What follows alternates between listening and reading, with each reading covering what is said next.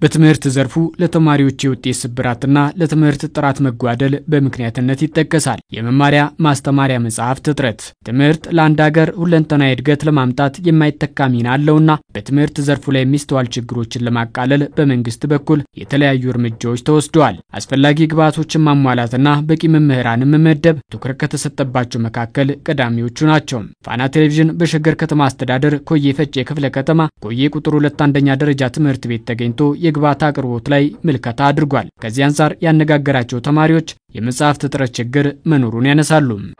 በሶፍት ኮፒ ነበር ስንጠቀም የነበረውና በቴሌግራም ለሶስት ነበር ስንጠቀም የነበረው። አንድ ሰው በውክልና 3 መጽሐፍ ይወስዳል። ከዛ ተራ በተራ ነበር ስንጠቀም የነበረው። መጽሐፍ ካለ መኖሩ ጻጥ ብለን ካስተማሪው እኩል ከምንሄድ ካስተማሪው ቀደም ብለን ብናነብ እኛም ተማሪዎች የተሻለ ጥቅም እናገኛለን። የበለጠ ደግሞ ይገባናል ማለት ነው። ደብተራችንን እያጠናን ፈተና እየሰራንና የተሰጠን ፈተና እየሰራን እና ከስልክም አንዳንድ አፕሊኬሽኖችን እያወረድን እየተዘጋጀን ነበር። ዋናው አልደረሰንም ነበር፣ እጃችን ላይ የለም ነበር። የመጽሐፍት እጥረቱን ለመፍታት እንደ አማራጭ የተወሰደው የሶፍት ኮፒ መጽሐፍት አቅርቦት ነው ይላሉ ተማሪዎቹ። ወጪውና ሌሎች ምክንያቶችን በማንሳትም አማራጩን ዘላቂ ለማድረግ አዳጋች ስለመሆኑም ያነሳሉ። ጉዳቱ አንደኛ ትክክለኛ የሆነ ነገር ለማወቅ ይቸግረናል። በኮፒ ስለሆነ የሚጠፋ ነገር ሊኖር ይችላል። እሱ ነገር ጉዳታችን ነው። የታተመው ቢመጣልን ለኛ ጥሩ ነው። ወጪው ውድ ነው። በአንድ ፊት በጣም ወደ 10 ምናምን ይደርሳል የሶፍት ኮፒ። የትክክለኛው መጽሐፍ ደግሞ ከመንግስት ነው ወጪው እሱ እና ለኛም ለሁላችንም ተደራሽ የሚሆነው ትክክለኛው መጽሐፍ ነው። የትምህርት ቤቱ ርዕሰ መምህር በፍርዱ ከበደ እንደሚሉት የመጽሐፍት አቅርቦት እጥረቱን ለመፍታት ለሚመለከተው አካል ጥያቄ ቀርቧል። በዚህም ሐምሌ ወር አጋማሽ ላይ 769 መጽሐፍት ቀርቦልን ለተማሪዎች ለማዳረስ በሂደት ላይ ነን ይላሉ። ካለው የተማሪዎች ቁጥር አንፃር ግን የቀረበው መጽሐፍት በቂ አልሆነም። ከኑጢያቱ በረኩመ ለማፊ ቶርበኩመ ሰደቲ በ2017-18 ዓመት 768 መጽሐፍ ቀርበውልናል። ተረክበንም ወደ ቤተ መጽሐፍቶቻችን አስገብተናል። መጽሐፉ የደረሰን ሐምሌ 21 ነው። እስካሁን በተወሰነ መልኩ ልጆች ጋርም የደረሰ አለ። አብዛኛው ግን አልተሰጣቸውም። ለዚህ ደግሞ ምክንያቱ ትምህርት አሁን እንደመጀመሩ ሁሉም እኩል ስላልመጡ ነው። ባለን እቅድ መሰረት ነገ ከነገ ወዲያ ተማሪዎች ዩኒፎርማቸውን ይወስዳሉ። በዚያ ወቅት ለመጽሐፍቱ ደህንነት ሲባል ተማሪዎቹ ዋሳቸውን እያቀረቡ መጽሐፍቱንም የሚረከቡ ይሆናል። ይሁንና ግን አሁንም ከፍተኛ ክፍተት አለ።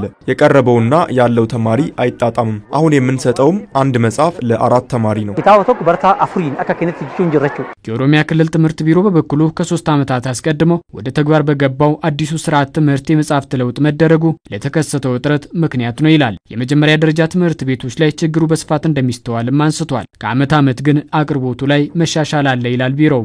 የመጀመሪያ ዓመት ላይ ብዙ መጽሐፍት ለማሳተም የማሳተሚያ ድርጅቶቻችን አቅማቸው ራሱ የተወሰነ በመሆኑ በመንፈልገው መጠንና ጊዜ ውስጥ ማድረስ ስላልቻሉ በሶፍት ኮፒ ነው በብዙ የተጀመረው።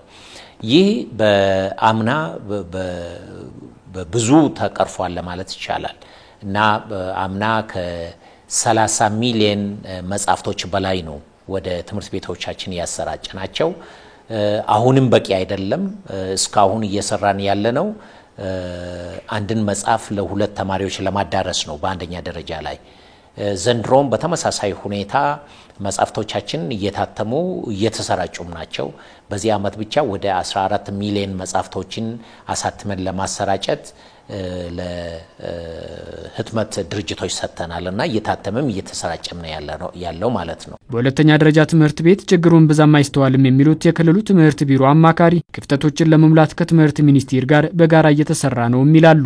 የሁለተኛ ደረጃ መጽሐፍት በትምህርት ሚኒስቴር ነው የሚዘጋጀው። ለክልሉ ይበቃል የሚባለው መጠን ተዘጋጅቶ ተሰራይቷል ወደ ትምህርት ቤቶቻችን። ያ ችግሩን ብዙ አይደለም።